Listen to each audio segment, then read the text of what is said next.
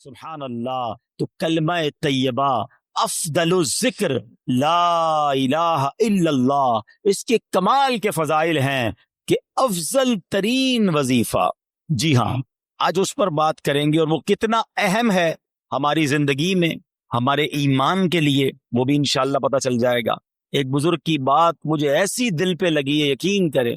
کیا جملہ کہہ گئے، کہتے ہیں اپنی زبان کو کلمے کا عادی بناؤ، تاکہ جس دن زبان بھاری ہو جائے اس دن تمہاری زبان سے کلمہ ادا ہو جائے. عادت ہوگی تو نکلے گا نا، عادت ہی نہیں ہے کلمہ پڑھنے کی، کئی کئی دن گزر جاتے ہیں.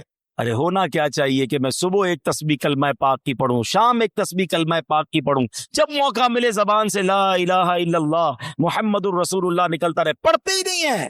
اچھا، اس کو میں ایک اور طریقے سے سمجھاتا ہوں. یہ جو گندی محفلیں، بری محفلیں، برے دوستوں کے ساتھ بیٹھتے نہ بیٹھا کرو.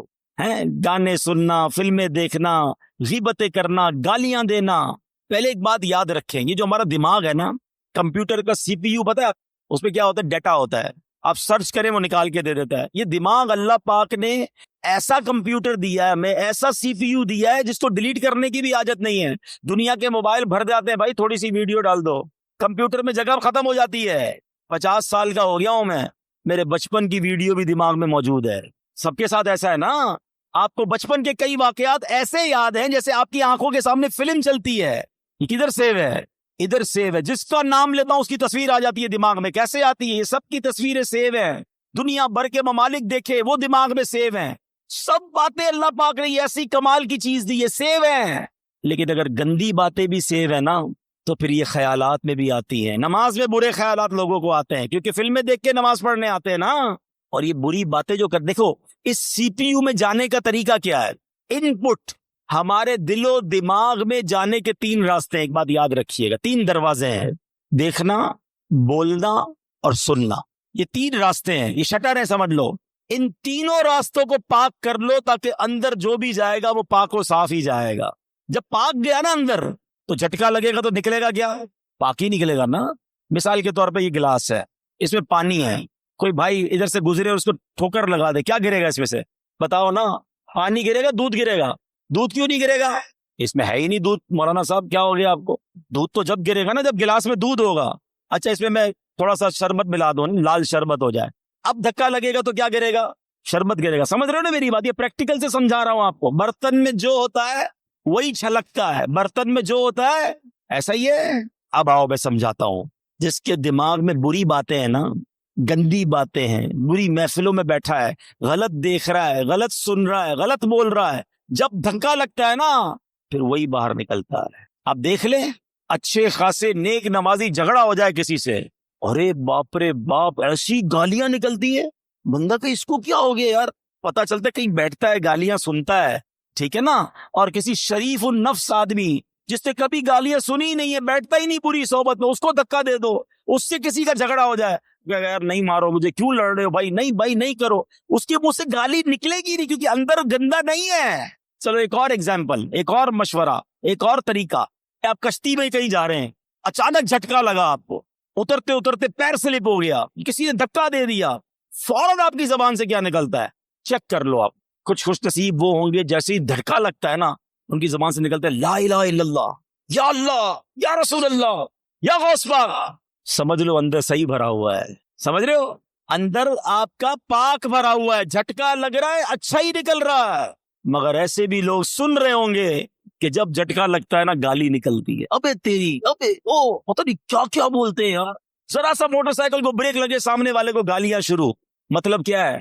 اندر کیا بھرا ہوا ہے؟ گندا بھرا ہوا ہے. موت کا جھٹکا لگے گا اور خطرناک جھٹکا لگے گا. اندر اچھا بھرا ہوا ہوگا نا وہ باہر آ جائے گا. اور اگر اندر برا بھرا ہوا ہوگا نا، بے حیائی، برائی، گالیاں، مارے نہ جائیں، کہیں مرتے وقت بری باتیں زبان پہ نہ آ جائیں. ہماری تمنا کیا ہے؟ کلمہ پڑھتے پڑھتے، درود پڑھتے پڑھتے، یا رسول اللہ کہتے کہتے میں وہ سنی ہوں جمیل قادری مرنے کے بعد میرا لاشا بھی کہے گا الصلاۃ والسلام. یہ پڑھتے پڑھتے جانا ہے نا، تو دنیا میں پڑھو گے تو آخرت مرتے وقت آئے گا نا زبان پہ. ادھر گالیاں دینی ہے، ادھر لڑائیاں کرنی ہے، ادھر غیبتیں کرنی ہے، اور تمنا یہ کہ مرتے وقت کلمہ نصیب ہو. نہ کرو ایسا. آج سے نیت کر جاؤ کہ اگر کلمے والی موت چاہیے تو کلمے والی زندگی بھی چاہیے. چابی اگر جنت کے دروازے کو کھولنے والی چاہیے تو چابی کے دندانے بھی تو چاہیے نا. تو اب انشاءاللہ ذکر و درود سے زبان کو تر رکھیں گے انشاءاللہ. کیا بات ہے میرے پیر و مرشد کی، بچپن سے ان کی نعتیں سن رہے ہیں، اب حدیثیں پڑھ پڑھ کے اور سمجھ آتی ہیں کہ کیا دعائیں، کیا التجائیں امیر اہل سنت نے اپنے کلاموں میں لکھ دی ہیں. کیا خوبصورت شعر تھا. ہم بہت پرانی نعتیں اور ہم پڑھتے تھے. ذکر و درود ہر گھڑی ورد زباں رہے، ورد زباں رہے، میری فضول گوئی کی عادت نکال دو، میری فضول گوئی کی عادت نکال دو. تو اب نیت کرتے ہیں انشاءاللہ روزانہ کم از کم 313 بار درود پاک اور 200 بار کلمہ پاک پڑھیں گے انشاءاللہ. اچھا کلمہ پاک میں ایک ہدف بتاتا ہوں آپ کو. اچھا وہ کوشش کریں، 1 مہینے کا ٹارگٹ دے رہا ہوں آپ کو. اللہ کرے کہ مجھے اور آپ کو اس بار حج کی سعادت مل جائے تو ادھر کر لیں گے انشاءاللہ، ادھر نہیں جا سکے تو ادھر کر لیں گے. اب وہ وظیفہ ایسا ہے آپ کا ایمان تازہ ہو جائے گا. بس یہ میرا بیان میں اب اینڈ کر رہا ہوں، لیکن یہ وظیفہ سبحان اللہ حدیث سے سن لو.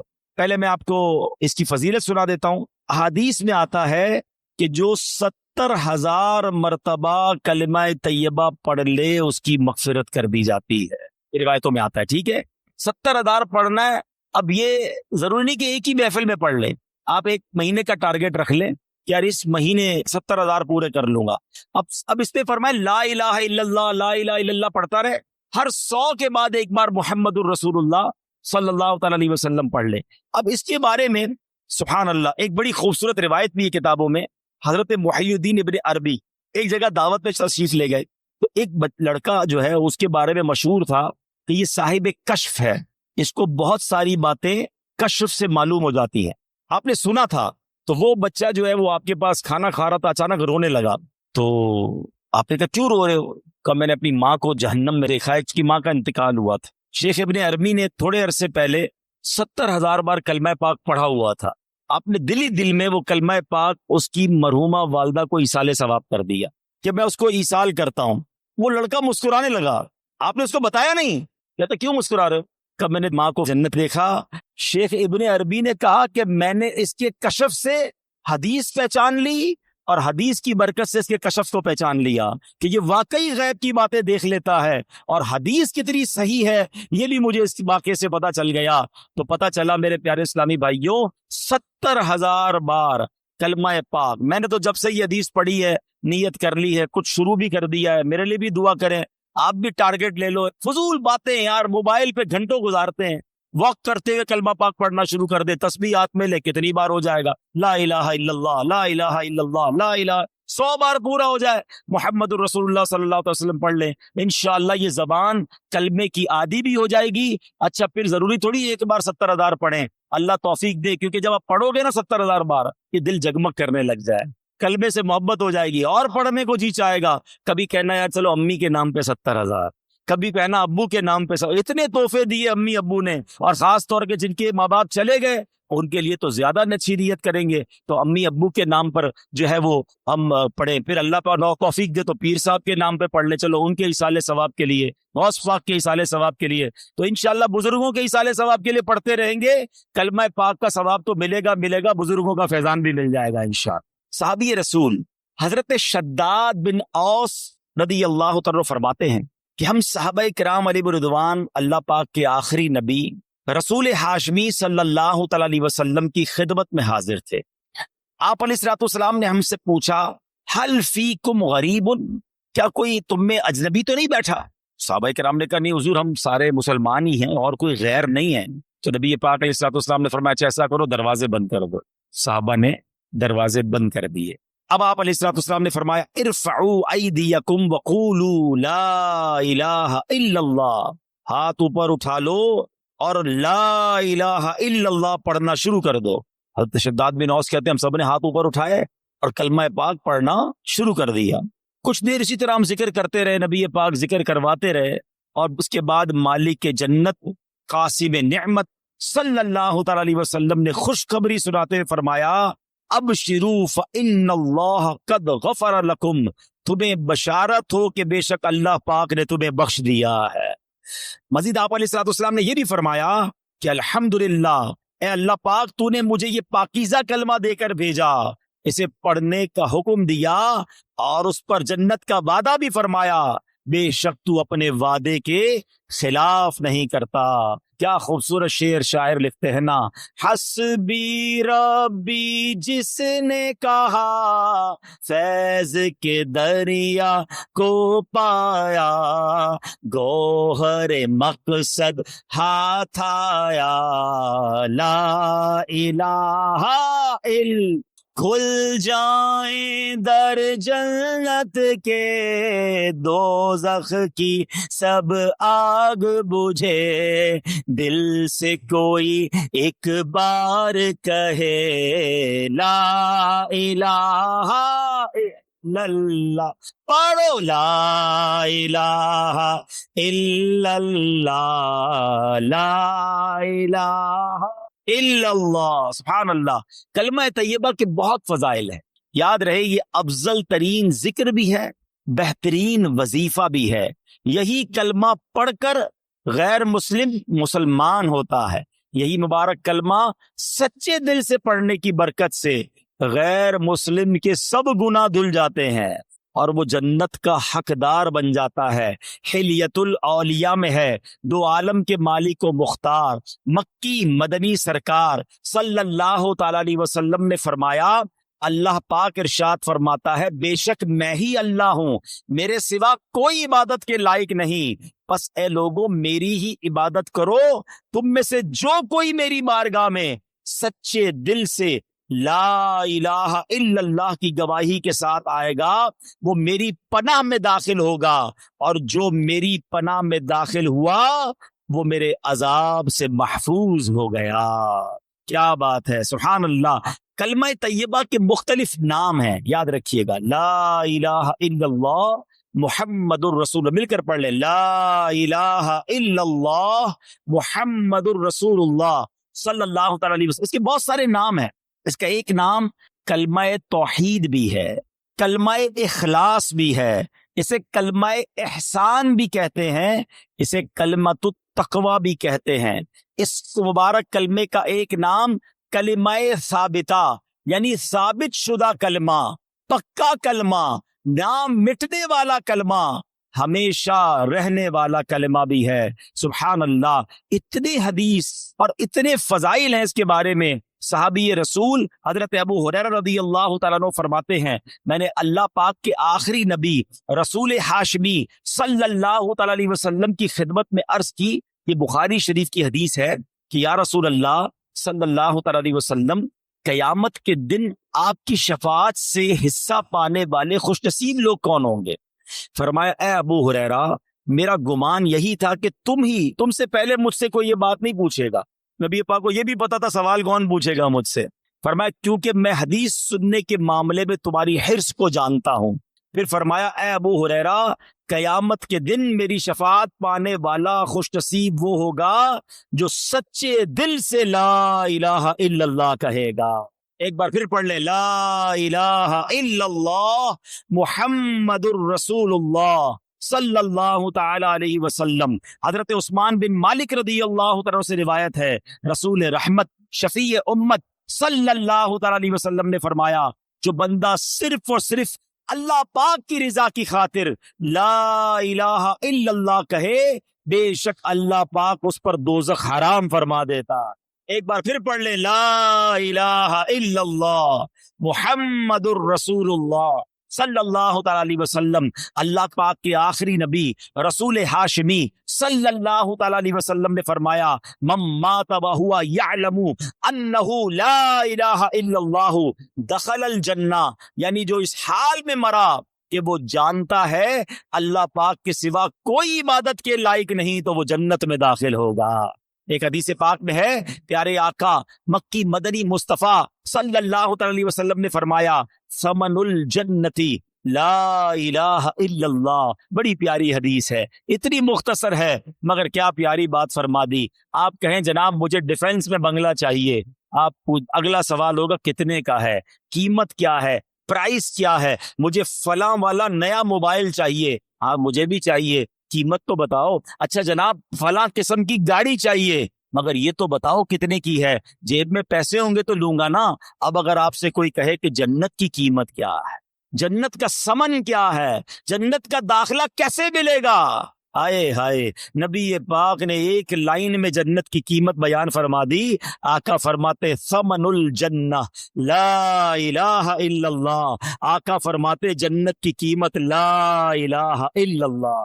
پھر پڑھ لو لا الہ الا اللہ محمد الرسول اللہ صلی اللہ علیہ وسلم. ایک اور روایت میں ہے رسول اکرم نور مجسم صلی اللہ تعالی علیہ وسلم نے فرمایا مفاتیح الجنتی شہادت لا الہ الا اللہ. جنت کی چابیاں لا الہ الا اللہ کی گواہی دینا ہے. اللہ اکبر, سبحان اللہ. یہ ہے کلمہ طیبہ, یہ ہے سبحان اللہ کلمہ طیبہ کی برکتیں. سبحان اللہ. اب ایک عجیب سا واقعہ آپ کو سناتا ہوں, اور واقعہ ہے حضرت بایزید بسطامی کا.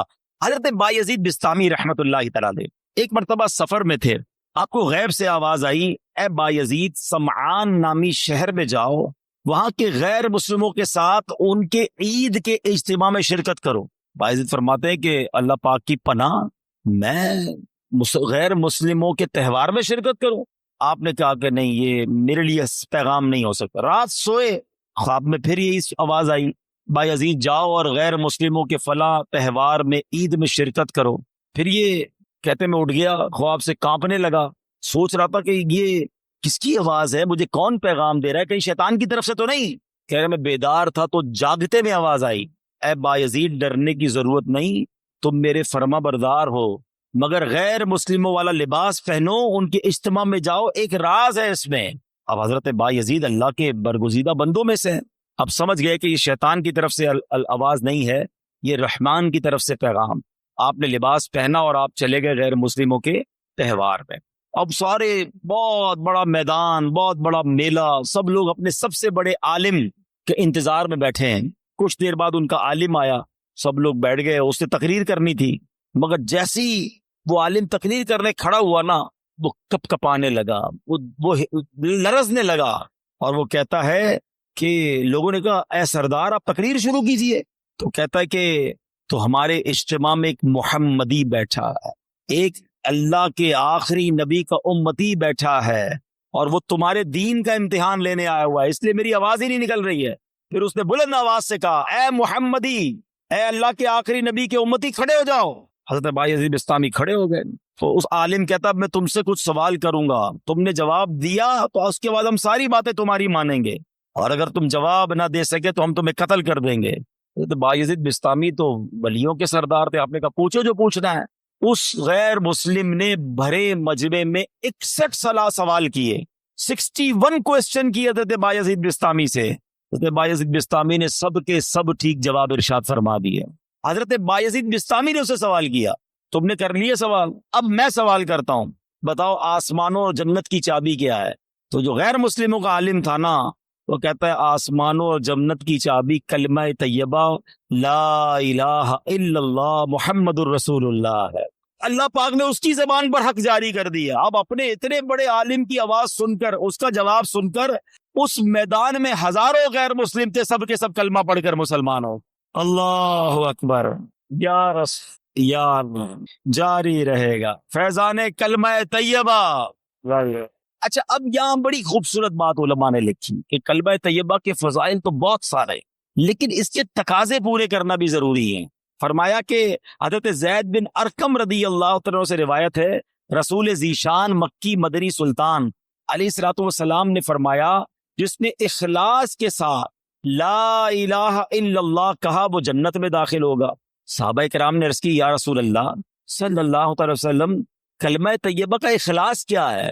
فرمایا یہ کہ بندہ اللہ پاک کی حرام کردہ چیزوں سے بچتا رہے. اب ایسا نہیں صرف لا الہ الا اللہ پڑھتا رہے بھائی جنت میں چلے جائیں گے, ایک مرتبہ حضرت وہاب بن منبہ رحمۃ اللہ تعالی کی خدمت میں عرض کیا گیا کیا کلمہ طیبہ جنت کی چابی نہیں ہے؟ فرمایا کیوں نہیں ہے، بالکل ہے، لیکن ہر چابی کے دندانے ہوتے ہیں نا، ہیں؟ اگر تم ان دندانوں کے بغیر تالا کھولنا چاہو گے تو تالا نہیں کھلے گا۔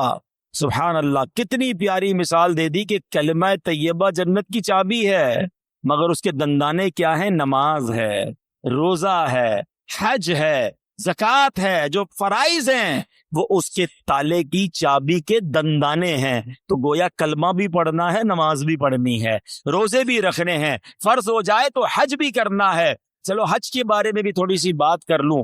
بڑی تعداد میں وہ لوگ ہیں جن پر حج فرض ہو جاتا ہے مگر وہ حج نہیں کرتے۔ اس کو آسان نہ سمجھنا، جس طرح نماز فرض ہے نا، جس طرح روزہ فرض ہے۔ آپ کو پتہ ہے اسلام کے 5 پلر بچپن سے پڑھ رہے ہیں، 5 ارکان اسلام، اسکول میں تھے جب سے، مدرسے میں جب سے پڑھے، سب نے پڑھے ہوں گے۔ کون کون سے ہیں؟ نماز، روزہ، حج، زکوٰۃ اور توحید کا اقرار، کلمہ پاک پڑھنا۔ تو اب کلمہ تو پڑھ لیا، اچھا نماز کو اب بھی لوگ پکا فرض سمجھتے ہیں، بعض لوگ زکوٰۃ اور حج کو اتنی اہمیت نہیں دیتے، یہ بھی پلر ہے اسلام کا۔ اور حج نہ کرنا، اب میں جو حدیث سنانے جا رہا ہوں نا وہ بڑی ہلا دینے والی ہے۔ حدیث پاک کا مضمون ہے، نبی پاک فرماتے ہیں جو کوئی شخص استطاعت کے باوجود، یعنی طاقت رکھتا ہے، پیسے بھی ہیں، گھر والوں کو بھی نان نفقہ دے سکتا ہے، ایسی صحت بھی ہے کہ حج کر سکے، استطاعت کے باوجود حج نہ کرے، آقا فرماتے مجھے کوئی پرواہ نہیں وہ عیسائی ہو کر مرے یا یہودی ہو کر مرے، یعنی معاذ اللہ اس کے ایمان پر خاتمہ نہ ہونے کا خوف ہے۔ لوگ کہتے ہیں یار بس حج کرنا ہے تو وہ ذرا بچی کی شادی کر لوں پھر کر لوں گا، وہ ذرا کاروبار سیٹ کر لوں پھر کر لوں گا، آج کل بڑی گرمی ہے، حج ذرا ٹھنڈ میں آئے گا نا پھر کر لوں گا۔ اور اللہ کے بندوں ہمیں نہیں پتا ہم زندہ رہیں گے نہیں رہیں گے اگلے حج تک۔ کئی لوگ پچھلے حج میں ہمارے ساتھ تھے، اس بار نہیں ہیں۔ اگر فرض ہے تو دیر نہ کریں، اور اگر تم یہ سمجھتے ہو نا کہ 2-4 کام اٹکے ہوئے ہیں وہ ٹھیک ہو جائے تو حج کروں گا، ارے تمہاری بھول ہے، وہاں چلے جاؤ، سارے کام ادھر سے ہی تو بن جاتے ہیں، بگڑے ہوئے بنتے ہیں سب کام مدینے میں، بٹتے ہیں جہاں بھر کے آلام مدینے میں۔ مشکل میں ہو تو جاؤ نا آقا کی دربار میں۔ اور لوگ کہتے حج کے پیسے تو ہیں مگر اس سے زیادہ نہیں ہیں، وہ کم ہو جائیں گے، بھول ہے تمہاری۔ حدیث پاک سناتا ہوں جس کا مضمون ہے حج کرو غنی ہو جاؤ گے۔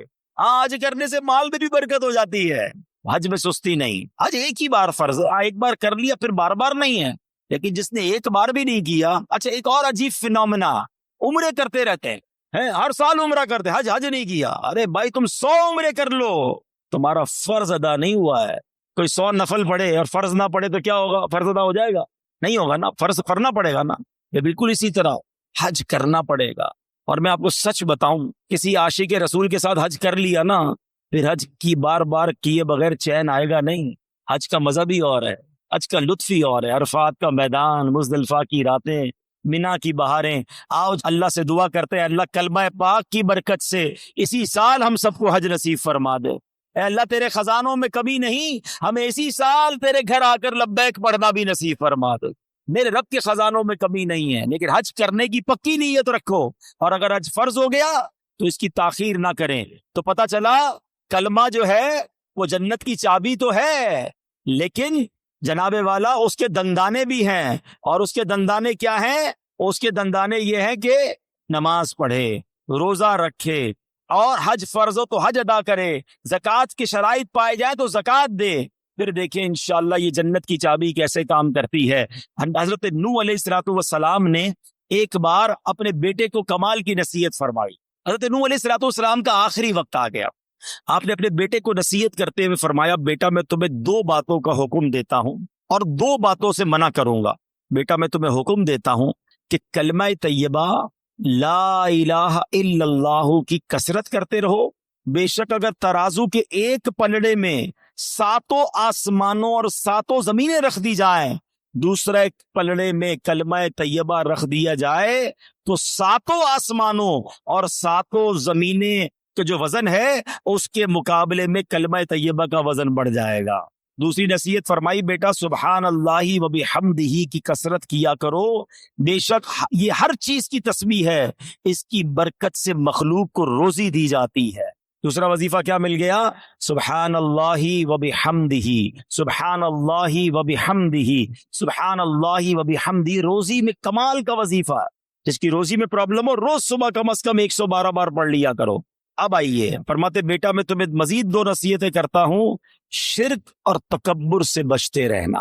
تو یہ 2 باتیں پازیٹو جو کرنے والی ہیں، 2 باتیں جن سے بچنا ہے، اس کو پکڑ لیجئے، کلمہ پاک اور سبحان اللہ و بحمدہ کا ذکر کرنا ہے، اور شرک اور تکبر سے بچنا ہے۔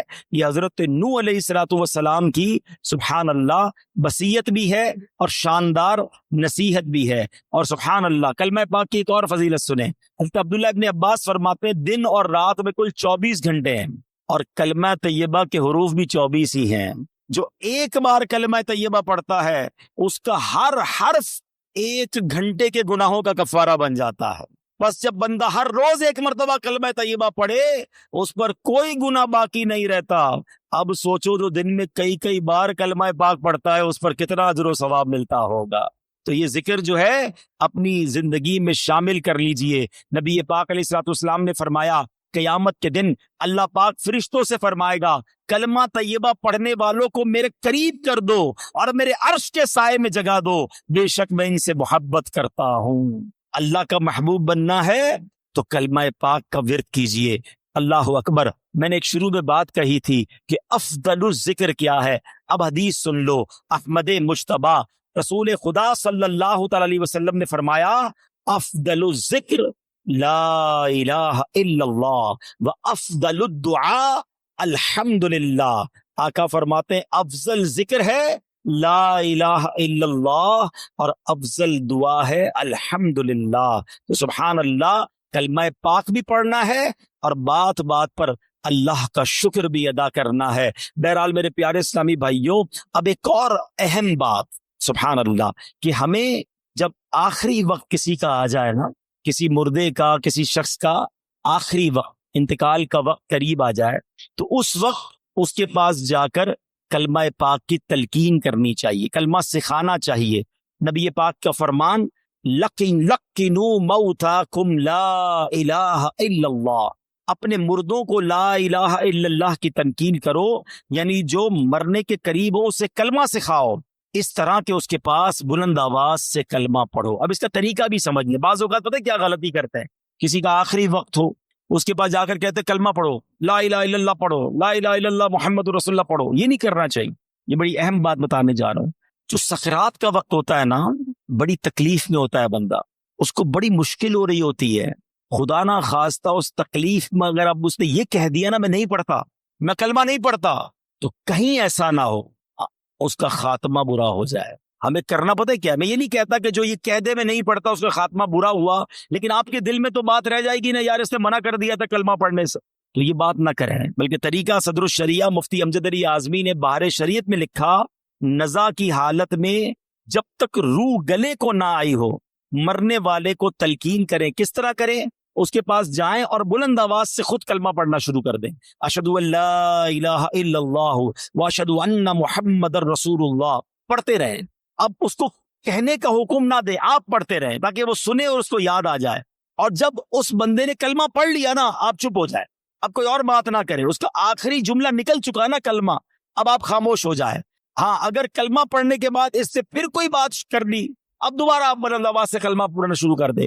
کوشش کریں کہ اس کا آخری کلام جو ہے وہ لا الہ الا اللہ محمد الرسول اللہ صلی اللہ تعالی علیہ وسلم ہو۔ اللہ مجھے اور آپ کو مرتے وقت بھی کلمہ نصیب فرمائے۔ کس کس کی تمنا ہے مرتے وقت کلمہ پڑھنا ہے؟ سبحان اللہ۔ آج کل پڑھتے ہو؟ مرتے وقت سب کو پڑھنا ہے، روزانہ کتنی بار پڑھتے ہو؟ آج کا بیان نکال دیں، آج کے بیان میں تو ماشاءاللہ کئی بار ہم نے پڑھ لیا، آپ چوٹ کرنے کے لیے کہہ رہا ہوں، اس نے ایک ہفتے میں کتنی بار کلمہ پڑھا؟ اپنے آپ کو جواب دینا، مجھے جواب مت دینا۔ تمنا کیا ہے کہ مرتے وقت کلمہ پڑھوں، آخری زبان پر کلمہ پاک ہو، زندگی میں نہیں پڑھنا ہے۔ کتنی فضیلتیں سن لی، افضل الذکر کہا گیا اس کو۔ اور ایک بات یاد رکھنا، مرتے وقت تو ویسے ہی پڑھنا مشکل ہوگا، ہاں زبان بھاری ہو جائے گی۔ آپ نے دیکھا بخار میں الفاظ نہیں نکلتے، سر میں درد ہو تو بات کرنے کو جی نہیں چاہتا، پیٹ میں درد ہو زیادہ بندے کی منہ سے بات ہی نہیں نکلتی ہے۔ ارے یہ پیٹ کا درد، سر کا درد، بخار کچھ نہیں ہے، اللہ عافیت رکھے، کتابوں میں لکھا موت کا ایک جھٹکا تلوار کے 1000 وار سے زیادہ سخت ہے۔ کیسے پڑھو گے کلمہ جب پوری زندگی نہیں پڑھتے تھے؟ یہ سوچنے والی بات ہے۔ تو پڑھیں گے انشاءاللہ۔ چلو 3 بار مل کر پڑھ لیتے، لا الہ الا اللہ محمد الرسول اللہ، لا الہ الا اللہ محمد الرسول اللہ، لا الہ الا اللہ محمد الرسول اللہ صلی اللہ تعالی علیہ وسلم۔